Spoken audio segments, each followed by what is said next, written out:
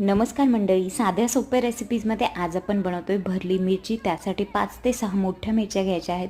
स्वच्छ धुवून पुसून आणि कट करून त्यातल्या बिया वगैरे काढून घ्यायच्या आहे। शेंगदाणे, लसूण आणि कोथिंबीरचं वाटण करून घ्यायचं आहे।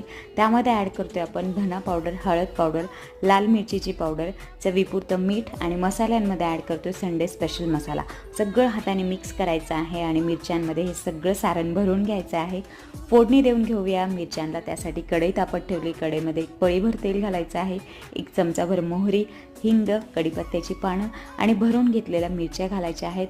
तेलावरच 5 मिनिटांसाठी मंद आचेवर आपण या मिरच्या परतून घेणार आहोत। मध्ये मध्ये हलवत राहायचं आहे आणि नंतर आपण ह्याच्यामध्ये अर्धी छोटी वाटी भरून पाणी ॲड करतोय। पाणी घातल्यानंतर सुद्धा वाफ घ्यायची आहे 5 मिनिटांसाठी।